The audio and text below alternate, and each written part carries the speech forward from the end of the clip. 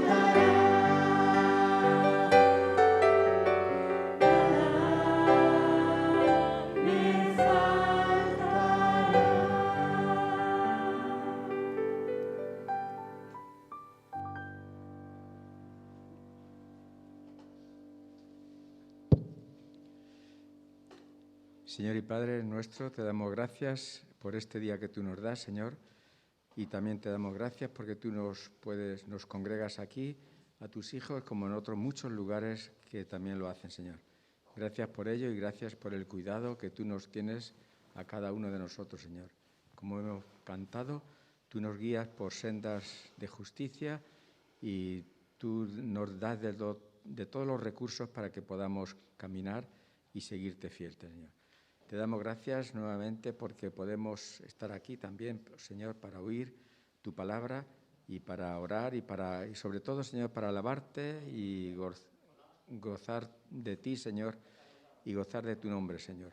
Te rogamos, Padre, que tú seas durante todo este tiempo y que salgamos de aquí con el corazón comprendiendo tu palabra más y más y lo que nos quieres decir, Señor. Te damos gracias por este recurso que tú nos das, Señor, y estos regalos de tu palabra y de la oración, Señor. Te queremos pedir que sepamos aprovecharnos de ellos, Señor, y especialmente en nuestro testimonio personal, donde quiera que se encuentre, se ajusta a tu voluntad. Bendice tú ahora la exposición de tu palabra y todo lo que hagamos en este culto sea para tu gloria y tu honra, Señor. En tu nombre te lo pedimos. Amén. Amén.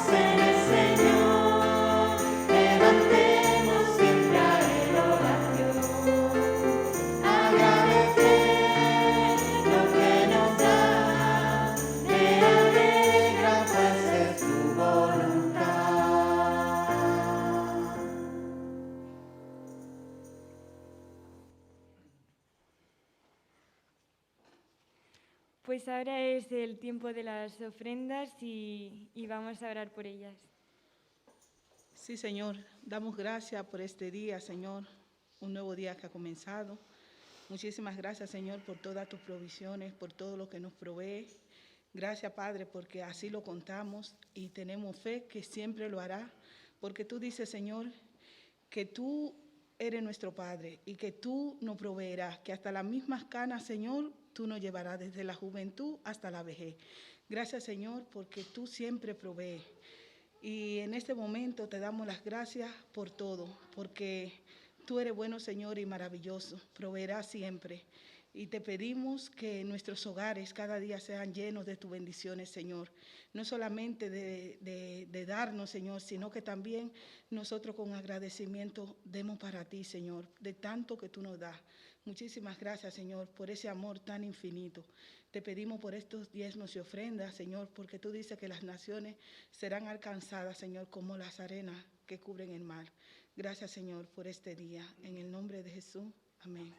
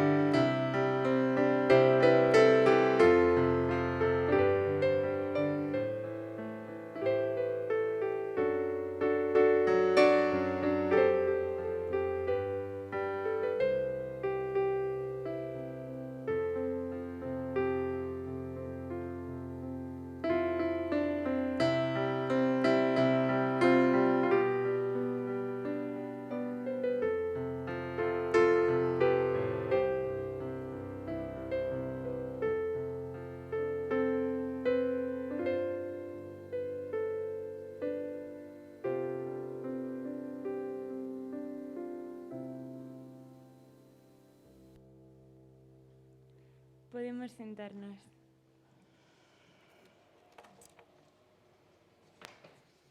Es el tiempo de orar también por la palabra del Señor y pedir que sea Él quien nos inspire, nos dirige, nos impacte con la misma a través de su Espíritu Santo.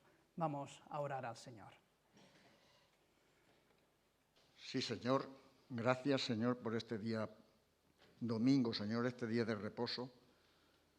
Oh, Señor, nosotros venimos delante de ti, oh, Señor, para darte gracias, Señor, por la fidelidad tuya hacia nosotros, Señor.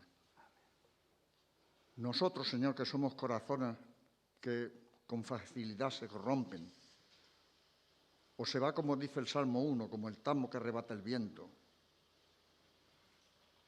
Por eso, Señor, nosotros pedimos por todas las personas que sufren, por todas las personas necesitadas de ti, Señor, por todas las personas necesitadas de trabajo, Señor. Y también, oh Señor, por esta infección tan grande, oh Señor, del COVID que hay mundialmente, Señor. Pero también tenemos una respuesta tuya, oh Señor. Tú dices en tu palabra, Señor, que no nos vas a dar más carga de la que podamos llevar. Por eso, Señor, nosotros confiamos en ti, oh Señor, en que tú vas a vencer, Padre. Gracias, Señor, porque tú nos cuidas, Señor. Gracias, Señor, porque esperamos que el mensaje de la palabra, oh Señor, caiga como ese rocío, Señor, y cubra nuestras vidas, Señor. En el nombre de Jesús te lo pido, Señor. Amén.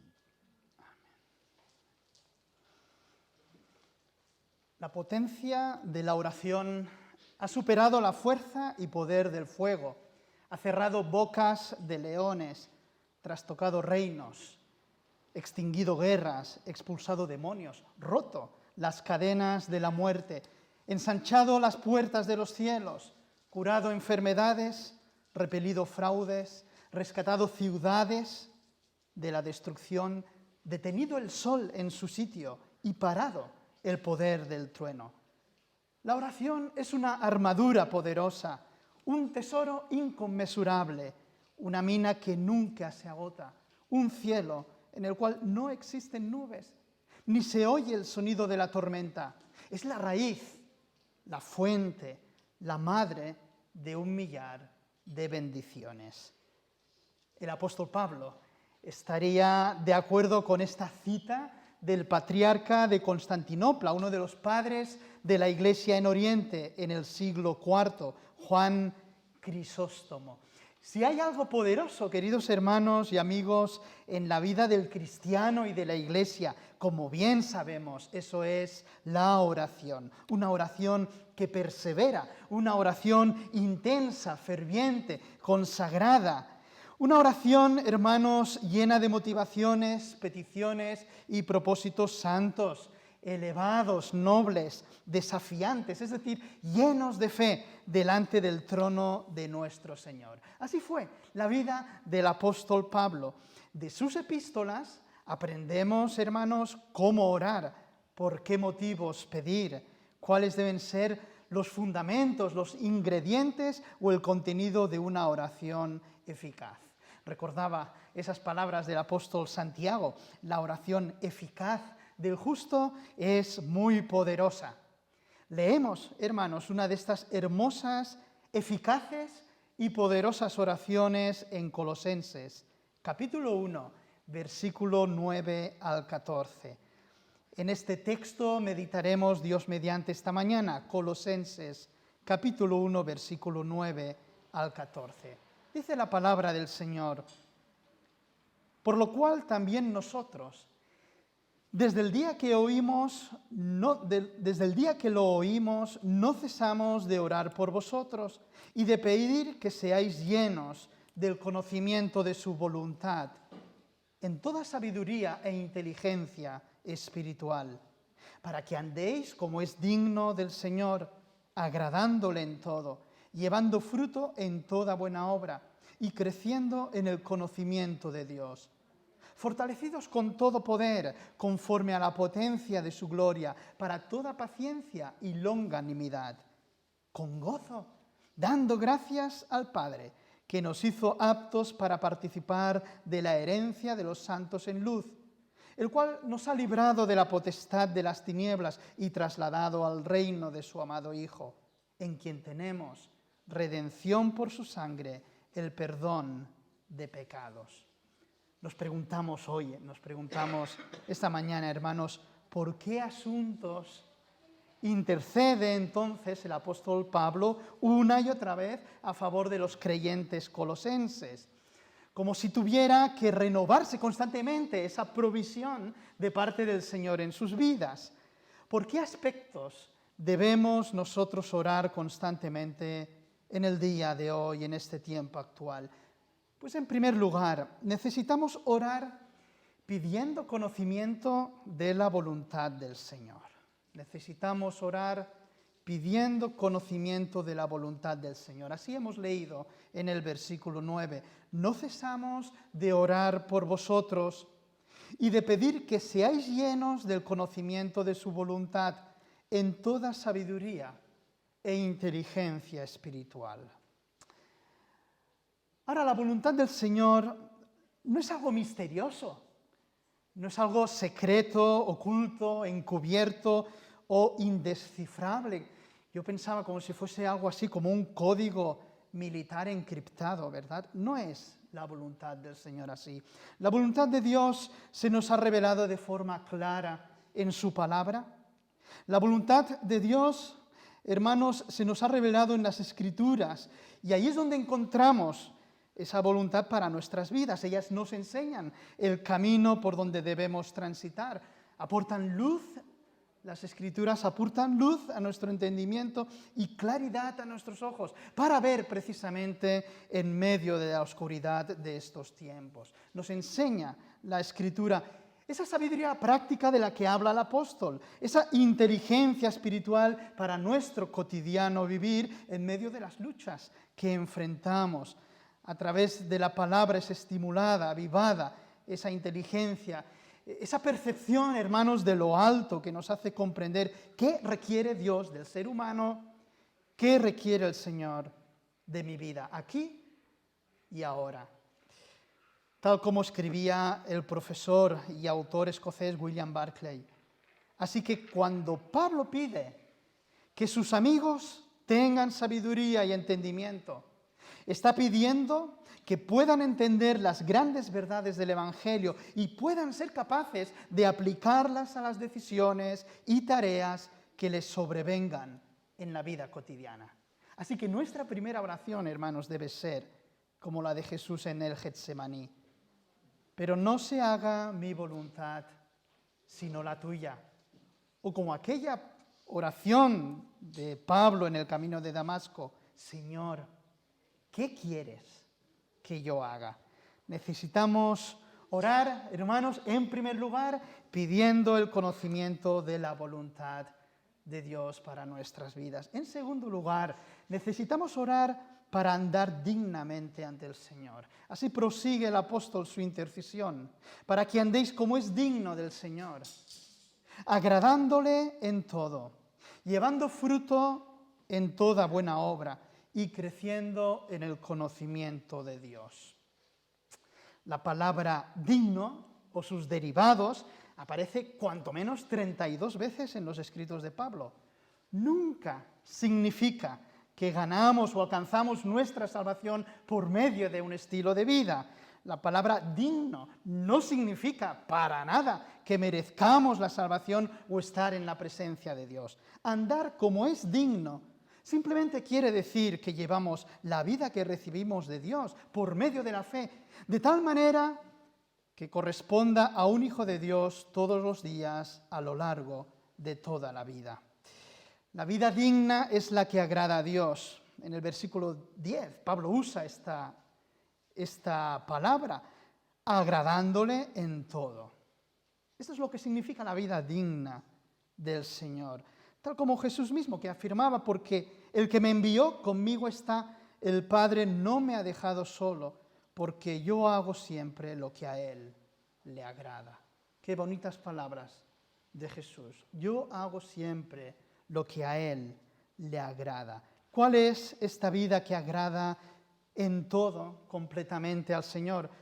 Pues en primer lugar es aquella que en la que los cristianos llevan fruto en toda buena obra. Y aquí tenemos de nuevo un útil recordatorio de que el cristiano no es salvo por las buenas obras, pero sí hemos sido salvos para buenas obras, tal como expresa el mismo Pablo en Efesios 2:8 de una manera tan clara, porque por gracia sois salvos por medio de la fe, y esto no de vosotros, pues es don de Dios, no por obras, para que nadie se gloríe.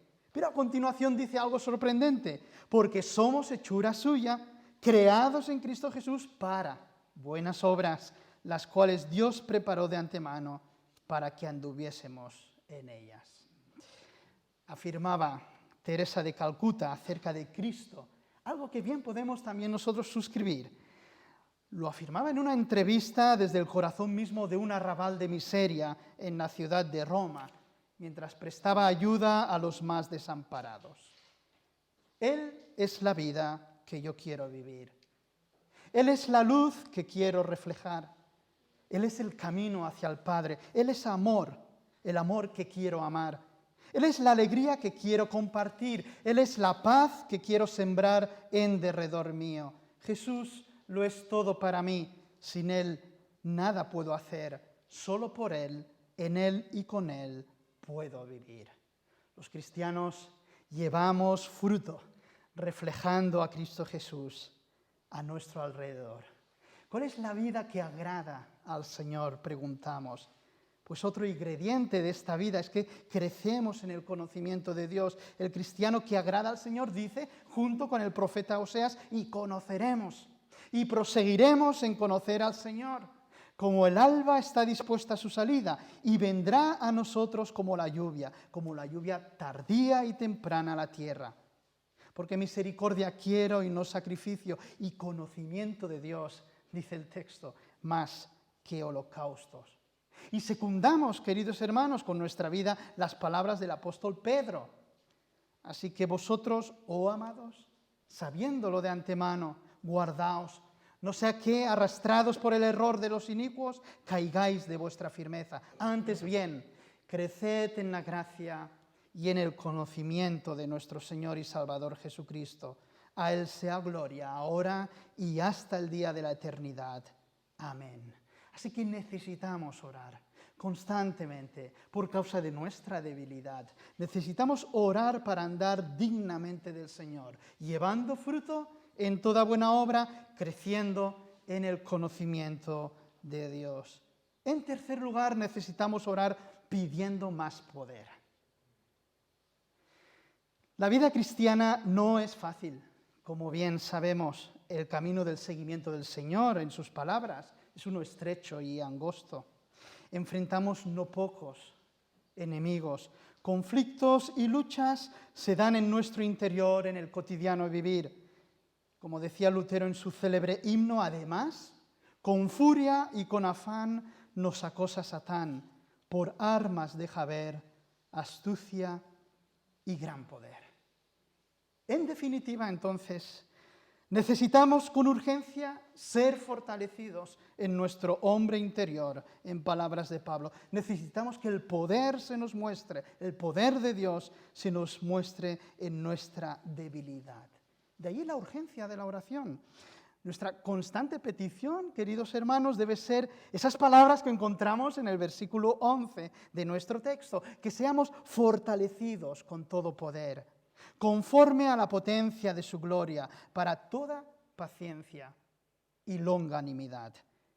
Esto es lo que desea el Señor en nuestra vida, incluso en estos tiempos, claro, que vivimos tan complejos, ¿verdad? Donde el desánimo está haciendo mella en la vida de las personas, también en ocasiones de la Iglesia. Necesitamos gran resistencia. Necesitamos paciencia, saber soportar, ser sufridos, perseverancia, hermanos, persistencia, ánimo sostenido en el tiempo, fidelidad en medio de la dificultad. Por ello necesitamos orar pidiendo más poder de lo alto, más poder de parte del Espíritu en nuestras vidas. Feliz el hombre cuyas esperanzas descansan en el Dios de Israel. Él hizo el cielo y la tierra y los mares con todo cuanto contienen. Su verdad permanece segura para siempre. Él salva al oprimido, alimenta al pobre y nadie hallará vanas sus promesas. Escribía el autor de himnos del siglo XVII, Isaac Watts. Nadie hallará vanas sus promesas. Oremos que el Señor nos dé más poder para resistir, perseverar, serle fieles en este tiempo que enfrentamos. Y en cuarto lugar, necesitamos orar con acción de gracias. Y de nuevo descubrimos aquí ese espíritu agradecido y generoso del apóstol Pablo, ese corazón lleno de gratitud hacia el Señor y su obra preciosa, lleno de gozo. Descubrimos en las palabras de Pablo ese vivir en constante sacrificio de alabanza, una vida que honra al Señor con sus labios. Y en estos maravillosos versículos del 12 al 14 observamos algunos extraordinarios y profundos motivos por los cuales los cristianos debemos estar tan agradecidos al Señor. Dice nuestro texto, con gozo, dando gracias al Padre, que nos hizo aptos para participar de la herencia de los santos en luz, el cual nos ha librado de la potestad de las tinieblas y trasladado al reino de su amado Hijo, en quien tenemos redención por su sangre, el perdón de pecados. Nos preguntamos, ¿por qué motivos debemos elevar ante el trono del Señor acciones de gracias constantemente? Debemos estar agradecidos porque Él nos hace aptos por su sangre, por su cruz, para una herencia eterna. Debemos estar agradecidos, hermanos, por nuestra liberación del dominio, del poder, del maligno. Debemos estar agradecidos por una nueva ciudadanía, ¿verdad? Debemos estar agradecidos porque hemos sido redimidos por su preciosa sangre. Debemos estar agradecidos por el perdón de nuestros pecados. Qué grandes, impresionantes motivos de gratitud. Cuán lleno de gozo debe estar nuestro corazón. Cuán lleno de bondad y amor es nuestro Señor y Salvador. Bendice, alma mía, al Señor. Y bendiga todo mi ser su santo nombre. Bendice, alma mía, al Señor, y no olvides ninguno de sus beneficios. Él es el que perdona todas tus iniquidades, el que sana todas tus enfermedades, el que rescata de la fosa tu vida, el que te corona de bondad y de compasión, el que colma de bienes tus años. Bendice, alma mía, al Señor. Henry Martyn, quien fue a inicios del siglo XIX misionero de la Iglesia de Inglaterra a los pueblos de India y Persia, y por cierto, traductor del Nuevo Testamento a numerosas lenguas de Oriente, dijo en cierta ocasión: dejen que mi vida se consuma para Dios. Después de todo, cualquiera que sea el derrotero de Dios, que Dios señale, la oración es lo más grandioso. Oh, que pueda yo ser un hombre de oración. Me gusta la pasión respecto a la oración de este misionero, ¿verdad? La oración es lo más grandioso, dice. Que pueda yo ser un hombre de oración.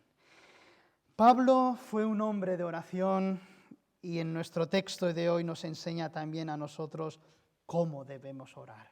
Cuáles deben ser nuestros propósitos, motivaciones y peticiones delante del Señor. Necesitamos orar, hermanos, pidiendo el conocimiento de la voluntad de Dios en nuestras vidas. Necesitamos orar para andar dignamente del Señor, llevando fruto en toda buena obra, creciendo en el conocimiento de Dios. Necesitamos orar pidiendo más poder de lo alto, más poder del Espíritu. Necesitamos orar con acción de gracias, porque en Cristo tenemos redención por medio de su sangre, el perdón de nuestros pecados, según la riqueza de su gracia. A su nombre, gloria, hermanos. Amén. Amén. y entonamos un cántico, que es una oración realmente, es una oración de consagración al Señor. Toma mi vida, Señor, toma mi vida. Vamos a decírselo después de escuchar este mensaje y que Él cumpla su voluntad en cada uno de nosotros. Puestos en pie, queridos hermanos.